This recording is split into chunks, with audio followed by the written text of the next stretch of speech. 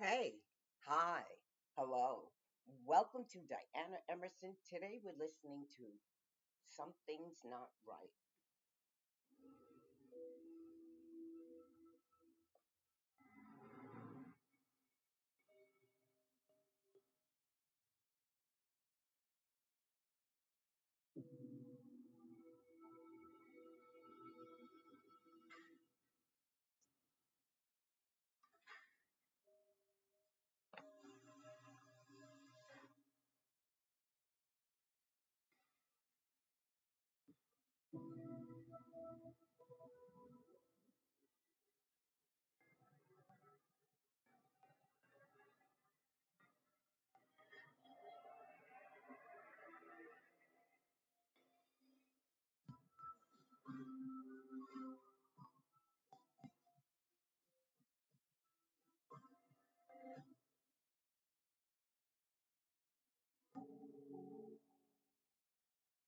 On October 12th, 1993, in the small Mayberry-esque town of Malvern, Arkansas, Nancy Heath is happily doing Julie, her 18-year-old daughter, a favor.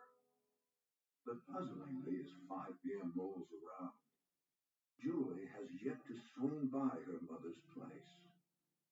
Hey, hey, where's Julie? My cousin Julie had dropped off some laundry. My Aunt Nancy was expecting her to be picking up her laundry, and when she never came, we didn't know what was going on. It's just not like her to not show up. We thought, well, surely maybe she's out of friends or she's decided to do something else. By the following morning, there's still no sign of Julie. When she didn't come that first evening, didn't really think anything, but that next day, her laundry's here. She's not here. We can't find her car. We can't find her. We've heard nothing. She didn't come to work. She had to be one of the most responsible 18-year-olds I've ever known. We knew Julie wouldn't just disappear. Nancy and niece Belinda head over to the home Julie shares with her best friend Samantha and Samantha's new husband Chester Brooks. Julie and her was friends from about the 5th grade, and we all moved in together. Hey, Nancy, what's up? Is Julie here? She didn't show up for work this morning. Really? No, she's not. She has a new boyfriend. She left his number here. Okay. She just wanted to go see the guy that she had just started dating. She knew that he was staying at his mom's lake house, and I don't think his mom was there or was gone out of town a lot. When Julie's roommate calls the new boyfriend's number, she gets no answer.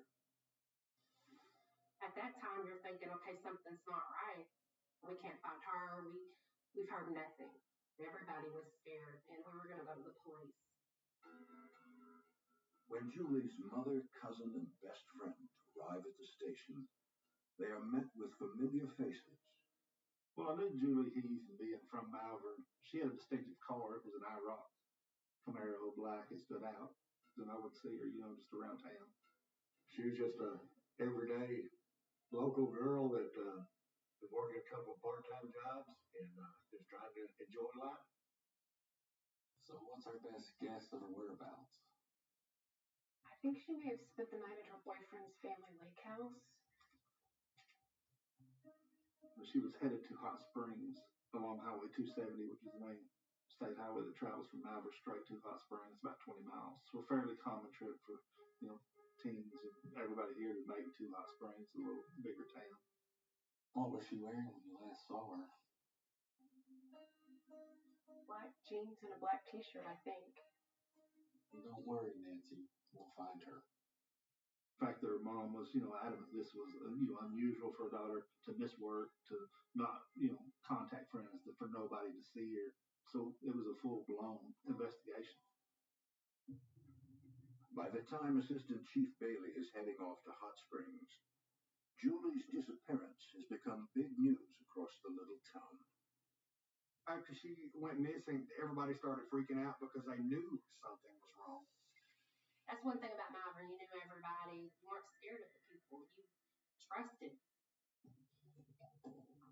Me and one of my friends got in his Jeep and, we like scoured the back roads and people got out and, drove around, was trying to search and just to see if we could find her. We were calling everybody. Anybody, people we probably hadn't hung around in forever, I was calling. Anybody I knew. Hey, you seen Julie?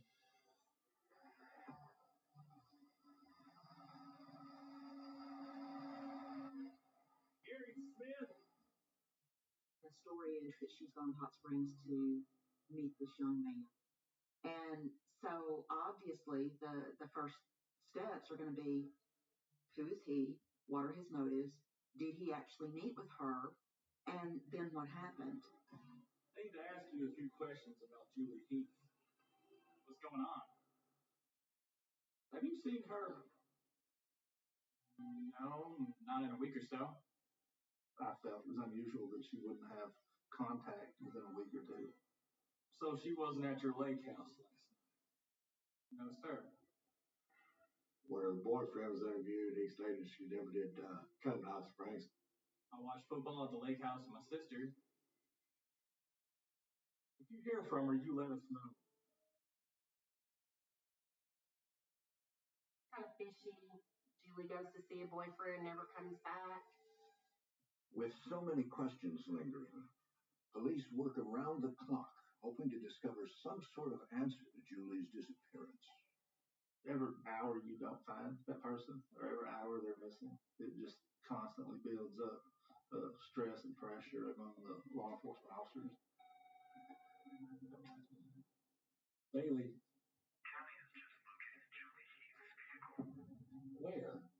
We found out that her car had been towed out in the county. So that's when the sheriff's office became involved. The car was found a few miles out of town along Highway 270, which is the main state highway that travels from Malvern straight to Hot Springs. The deputy had the vehicle towed about 11 o'clock the night she disappeared. And no one thought anything about it until the word spread that she was missing. And then I believe the record driver called and said that he had that vehicle. Unsure of why Julie's car was abandoned, investigators hope it will provide a clue to her whereabouts. Sheriff Holly and I went to the record yard where Julie's car was towed to see if there was anything we could find there, like her purse, anything that would just give us a clue as to what might have happened. Antifreeze. We discovered that it was low water antifreeze, which indicated it might be have overheated, and nothing disturbed as far as showing any kind of struggle or anything. Everything pretty well was normal.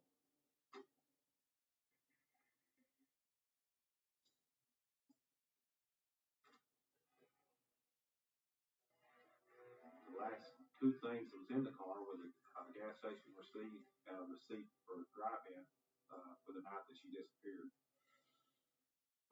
It was somewhere around 9 o'clock, and the officer had towed her car at 11 o'clock. So that told us that something happened between 9 and 11 p.m. News of the car's discovery quickly gets back to Julie's family and friends. And it doesn't sit well. I knew something bad had happened because Julie wouldn't have just run off with somebody, up and left that car that she loves so much on the side of the road. That would have never happened. You're thinking something's not right. Somebody's got her. Someone's hurt her. But even as those closest to Julie brace for the worst case scenario, no one in Malvern, not even law enforcement, is prepared for the mystery that is about to unfurl.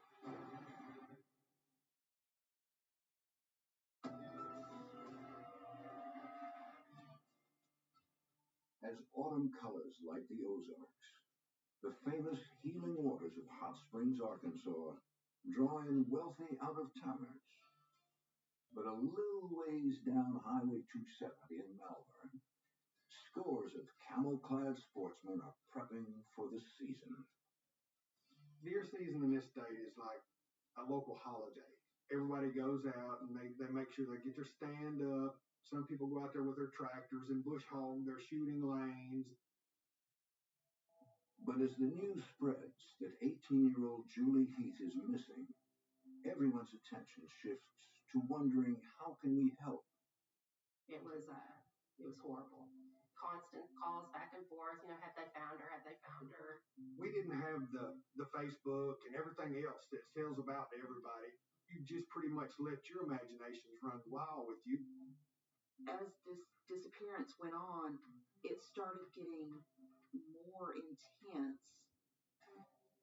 By October 14th, 1993, the third day Julie has been missing, the only clues police have to go on are the 2 receipts found in her abandoned car. Hey, how can I help you?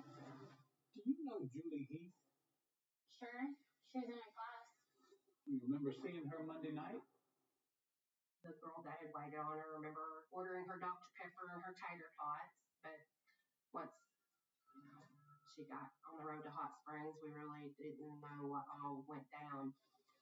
She say where she was going? No. She looks pretty though. What do you mean? She usually doesn't wear makeup, but that night she did.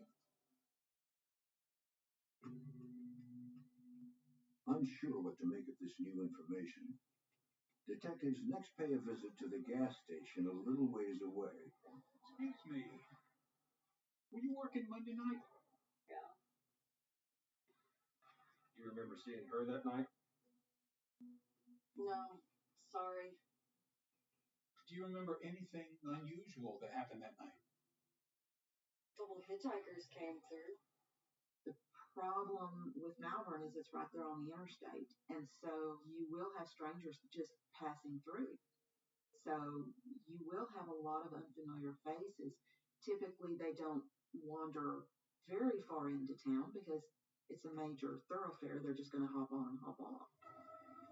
One of them kind of gave me the creeps. Can you describe him? Yeah. About 5'10", fishy beard. Something about him just wasn't right. Okay. Well, if you remember anything that happened that night, give us a call. Thanks.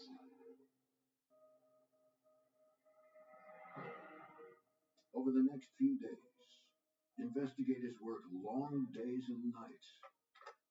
There's no sign of Julie Heath. We talked to her friends, friends of friends, everybody that was in school with her, her co-workers, her family. We tried to investigate and talk to anybody and everybody that knew her. In 1993, cell phones existed, but not very many people had them. So if somebody went missing for a day and a parent didn't hear from their kid, or maybe somebody didn't show up for work, it would have been harder to reach them. We wanted the family to be reunited. We wanted this redheaded 18-year-old to come back and go cruising again. A complete search of Julie's car reveals no signs of a struggle or blood. Once again, there is absolutely nothing new for detectives to go on. That was where investigators would have, begun to turn to what would have motivated someone to, target Julie. With her car being locked, seemed like, she may have got in with somebody she knew to where she felt safe and just wanted to secure her car.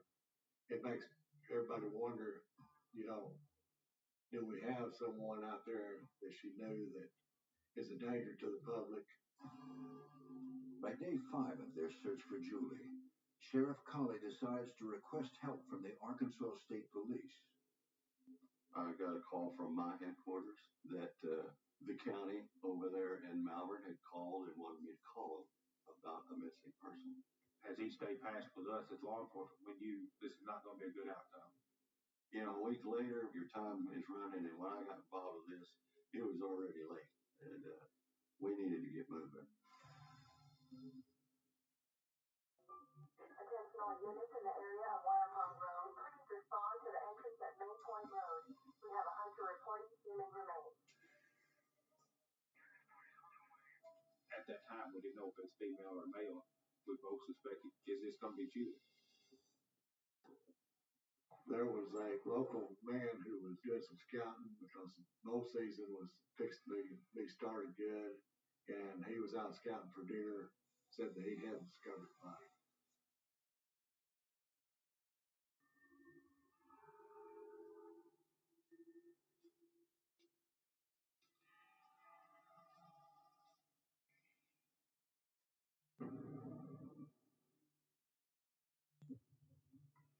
The clothing that she had on and the red hair, at that point in time, I realized that this is probably 100% sure going to be our victim that we're looking for, Julie Heath. Malvern's high-profile missing persons case is now a homicide investigation. Seeing the body actually in person, she had a deep wound from her neck and throat area. Julie is wearing the clothes she was last seen in, black jeans and black top. But the condition of those clothes points towards sexual assault. Her clothing wasn't quite the way it should have been. Articles were inside out, not fully zipped, not fully together, not where they should have been. The crime lab will need to determine whether she was assaulted or not. But one thing is clear to investigators. It is a crime scene, but it is not the crime scene. It is not where she was actually killed. It is where she was dumped. At that point in time, we realized we have a homicide of a young teenage girl. And more importantly now is we have a killer loose in our community.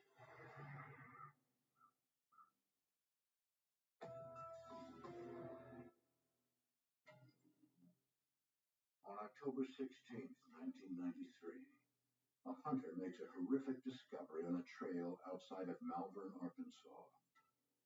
And it doesn't take police long to identify the human remains as missing teenager Julie Heath. Mike Toomey said, "Baby, they found Julie." And I remember going, "Oh, really, really? Is she okay? Is she alive? Is she good, you know?" And they said, "No, baby, she's dead." And that's how I found out. Born and raised in Malvern, Julie Heath is remembered as the quintessential all-American girl. Julie was very just energetic, funny, just loved people, very nice to everyone, hard worker, wanted so much in life. She was friends with just about everybody. No one had no ill feelings about her. Just in general, she was just a good person. And more than that, Julie knew the value of hard work. Julie was very driven, and in the future, she talked about how she'd wish to be in law enforcement. For Julie to have just graduated, 18 years old, 2 jobs, and still have a personal life, a social life, she was really wanting to do something with her life. As the shock of Julie's murder sets in, investigators at the scene have a few questions for the local hunter who found her body. It's a well-known road locally, but, someone not from the area, they wouldn't know about it. Tell me again why you were out here today. Well, I come out here every year to scout the area for trophy buck. So if it had been somebody that wasn't familiar with the area, they would have dumped the body a little closer to where the car was. You live nearby here? Yes, sir, about 5 miles down the road. We'd have to look at them as suspects as well, because that happens. People find their own crime, so to speak, and they interject themselves into it. How better to hide a book than a library, So I found the body, and that's why I have evidence there. That's why my hair is on the body, or there's evidence of me around there. So let's be clear. You never met Julie Heath. You never crossed paths with her?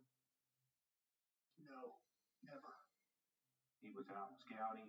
He was dressed appropriately to be out scouting. He was in an area that he hunts, and other people can verify that was his hunting area. Investigators are inclined to believe the hunter had no involvement in Julie's murder.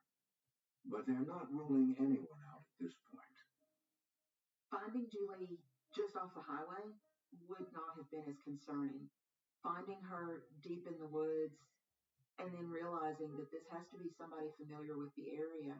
Is this my neighbor? Is it somebody that I went to school with? Is it somebody Julie knew? Did she trust this person? Is it somebody that I trust? Once her body was found, everybody then really freaked out because they knew we had a murderer in Malvern. That's why everybody was more infuriated because, this is Mayberry.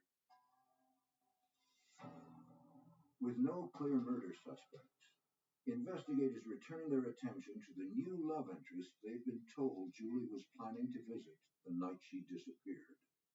We all knew her boyfriend, he was a great guy, but, still yet, there's still the slightest bit of doubt in your mind that, hey, something could have happened.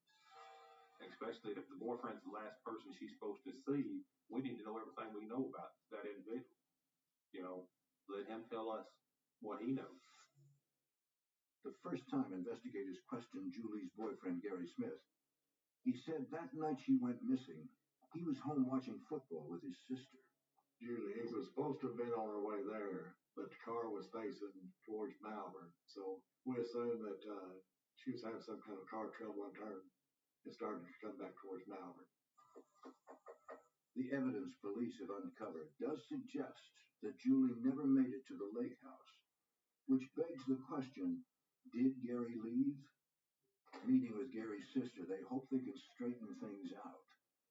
You really can't always go by what they tell you. You gotta go look for yourself and find out where they really were. From an investigator standpoint, when we start looking for suspects, you got to rule out everybody. And no one's left unturned. You told Officer Bailey that you were asleep the night Julie went missing, right? Yes. Is it possible your brother left the house that night? No. No. How can you be so sure? Well, we didn't have a car. His was at the shop, so our mom dropped us off. It was plainly brought to satisfaction to all the officers involved that Mr. Smith had absolutely nothing to do with the disappearance or had any knowledge of her whereabouts.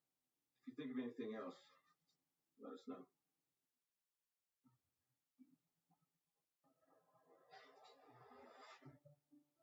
With the new boyfriend ruled out, investigators turn to the coroner's report, which indicates that Julie's attacker had attempted to sexually assault her, but she managed to fight him off. A fight which likely cost her her life. She was great and sweet and all, but she was feisty. I believe she fought for her life. At that point in time, we knew we've got to step up our game. Now we've got to find out who done it, what happened. We got to answer who, what, when, where, and why. Next on the investigators' list of suspects is Julie's friend and roommate, Chester Brooks. Hey, Chester, got a minute? Chester was one of the last people to actually see Julie headed to Hot Springs. But there's another compelling reason investigators take an interest in Chester. As is common often in small towns, Julie had dated Chester briefly. There could have been a love triangle going on. It could have been totally innocent, or there could have been some secret relationship between Chester and Julie. You guys figure out who did this to Julie? We're just working to clear everyone she knew. Clay? Well, I'm just about one of the prime candidates. I had dated her in the past. I lived with her. We need to know where you were the night she disappeared. How does that work? He kept going on and deeper and deeper. I was sitting there telling him, I was at work. Go check my time card. I'm not involved. While detectives wait to hear back from Chester's employer, they cast a wider net. They go through outstanding warrants, hoping something jumps out at them. We start looking into backgrounds of our known criminals, who fits the profile. Police are going to start looking at anybody who has attempted to kidnap somebody, anybody who has had a sexual assault charged against them. Definitely somebody who's raped someone. Hey, Mark, take a look at this. We we had a warrant for Robert Gatlin for rape. That's not the only reason Robert Gatlin gets the detective's attention. Found information that he was actually seen out there on a highway, the same highway where she was missing from. Any information that you get in, or any suspects, or registered sex offenders, or anything at that time, you'd definitely start looking in the area to see what may have happened to someone. So you want to find him, find out if he's a good suspect or not. He certainly is at this point. A lot of red flags for him. You remember that hitchhiker you saw the other night? Yeah, Think you'd recognize him if you saw him again? maybe. Yep, that's him.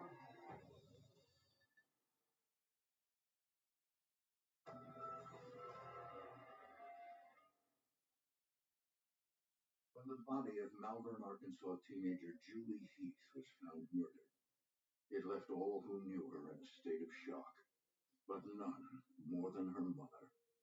Everybody is very upset. My Aunt Nancy was like a zombie.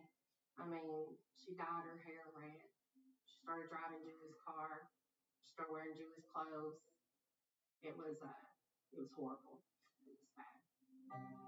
Everybody can kind of relate to know that there's that much pain and loss and sorrow, and really opens your eyes to the impacts of what somebody's actions could, how it could really affect the entire community.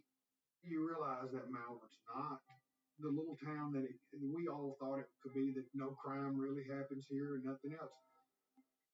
And while the town of Malvern mourns alongside Julie's family, the sense of loss and fear is almost palpable. You start to realize maybe it's not such a safe world out there. The innocence of being able to live in the community and go swimming at 10 o'clock at night and not have to worry about anything.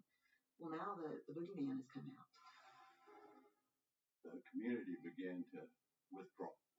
As far as all the parents are like really paranoid and they don't want their children to go anywhere. A lot of people want to get the kids guns and things like that, and we encourage them to not panic. Yeah, it affects the whole community, especially a small one like this. When something like this case happens, law enforcement takes it personally. And my rule as sheriff was, unless I go home, nobody goes home. If you don't want to work, then I don't need you in my office. Everybody knew that once something happened, you were there for the direction. 2 days after Julie's body was discovered, there's a glimmer of hope that those long hours may pay off. Research has turned up an active warrant for a 29-year-old man from Hot Springs named Robert Gatlin, who is believed to have crossed paths with Julie on the night of her disappearance. County Sheriff, open up now!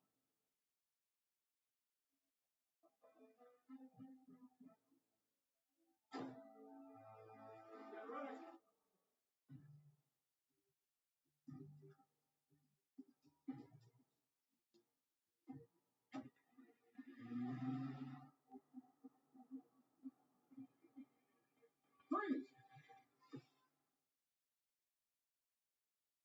You were already in a lot of trouble, and that was before you decided to run from the police.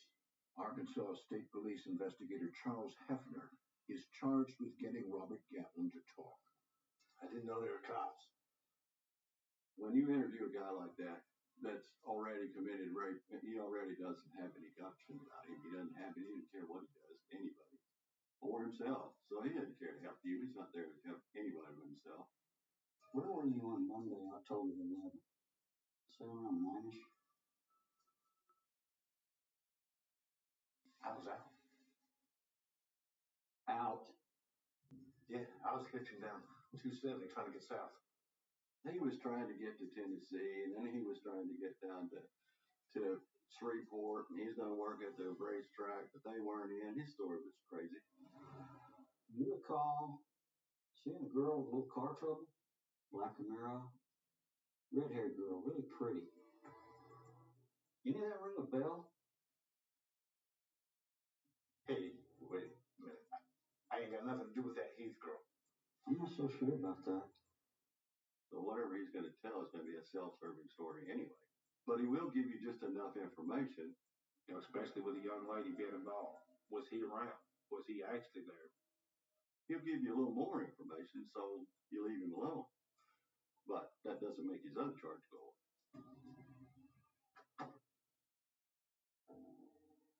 Gatlin is arrested for his outstanding warrant.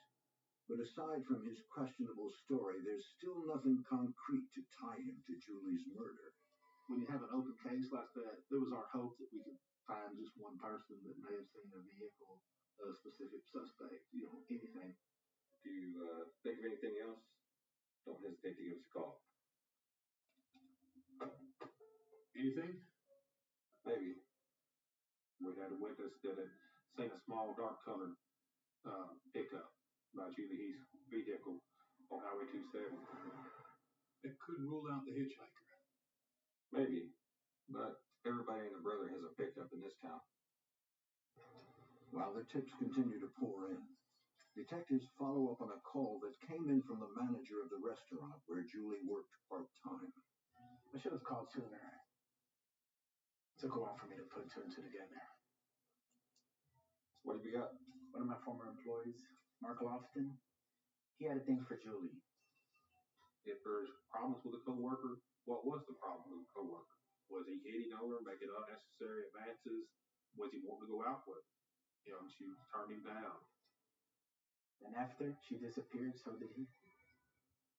That right there just automatically blows up the flag. She had a problem there, then we need to find out what that problem is or what the relationship actually consisted of. You have an address? Yes, here. I wrote it down for you. You think he could have done this?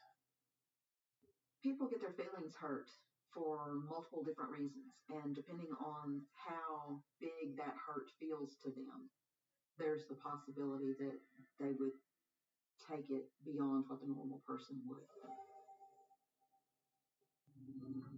The address leads detectives to a trailer on the outskirts of Malvern.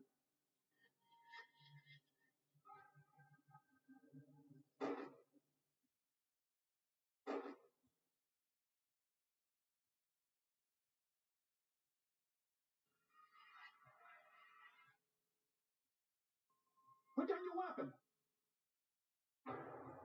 Put down your weapon!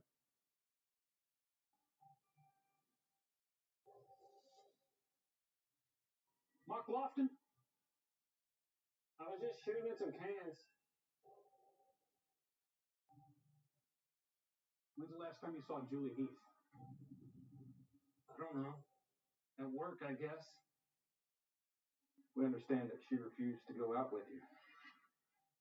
Why'd you disappear about the same time Julie did? I made bail yesterday. You sit tight while we check it out. There was a point there where we'd run out of things to look for. We didn't know which way to go. We were kind of like running up against a brick wall. But a lot of people don't see the side on the law enforcement. It's grinding and frustrating when you get to a point where you're kind of stuck and you're spinning wheels. He's right. I've learned since that you still may get other leads that would be very good leads. And indeed, the Malvern police are about to get a very good lead from a somewhat unlikely source. The pastor from Hot Springs contacted our sheriff's office and told us that, hey, I may have something that is of importance. The young man's name is Eric Nance. So when did he come see you?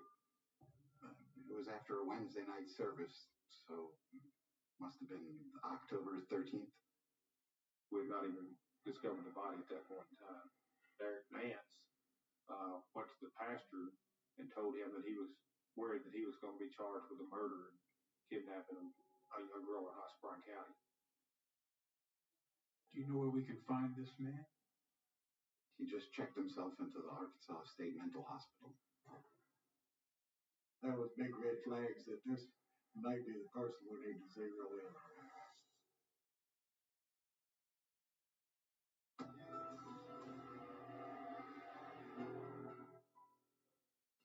In the fall of 1993, a cloud of fear and uncertainty hangs over Malvern, weighing heavily on those charged with finding Julie's killer.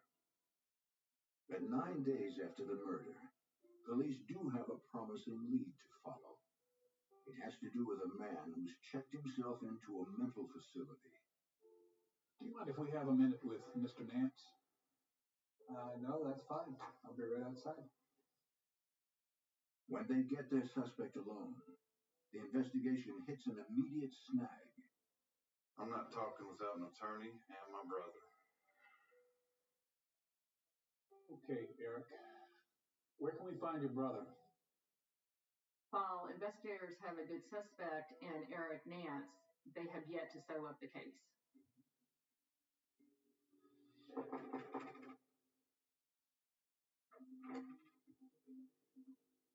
Vernon Nance?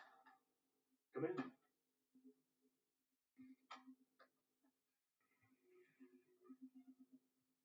Look, this is a case of wrong place, wrong time. Tell us everything you can recall about that night. Well, he called me.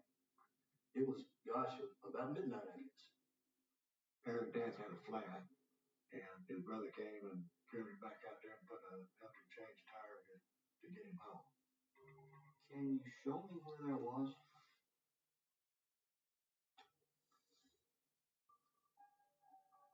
Well, he drew me a diagram. In that diagram, it showed me the highway that he picked him up on, a little faint road that had a gate on it where the truck was that he picked him up at. The spot is just a few hundred yards from where Julie was found, which put Eric Nance at the scene of the body dump. While you were helping Eric that night, you didn't see any blood or anything like that? No, sir. Any idea where your brother made that call from? Mini Mart. Here.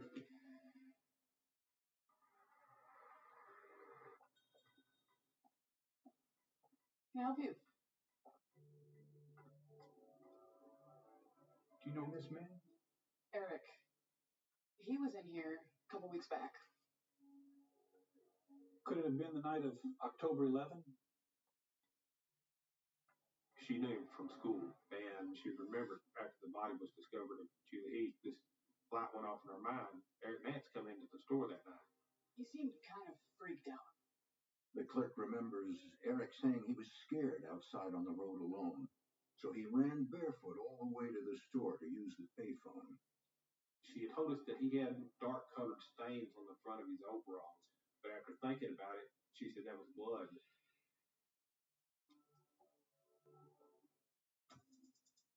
Police now double down on their investigation into Eric Nance. He makes a perfect suspect, but just because he did all that doesn't make him guilty of this crime either. So you have to go build your case, and that's what we went to do, to see if there was corroborating evidence. We tried to leave no stone unturned. If you couldn't prove him innocent, then the defense couldn't prove him innocent either. They may not have enough evidence to get an arrest warrant, but they do have enough to get a search warrant for Nance's truck. The inside of the vehicle, as far as the naked eye, it looked like, nothing in it, freshly vacuumed, freshly washed. I mean, you could tell that, you could smell the cleaner inside the vehicle.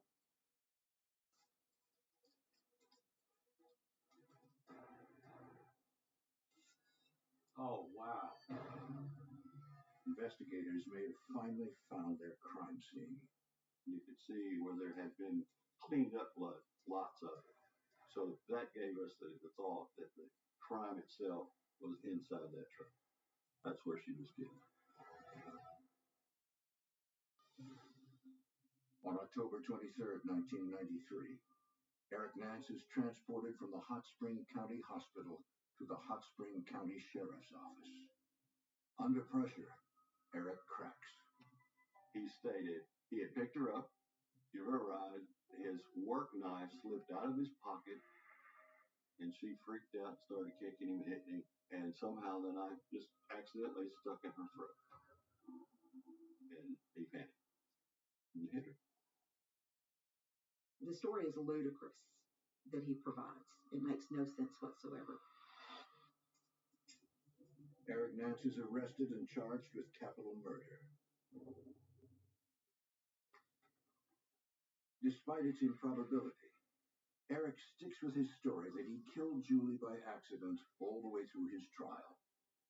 The prosecution, however, tells a different story.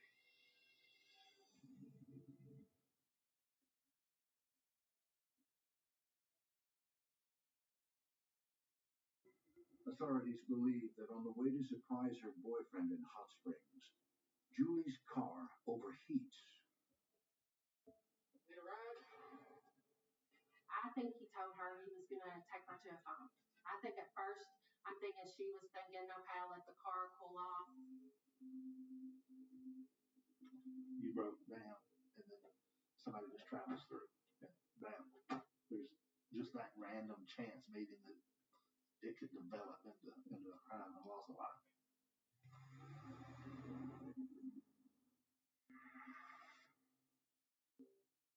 On March 31st, 1994, Eric Nance is sentenced to death for the murder of Julie Heath.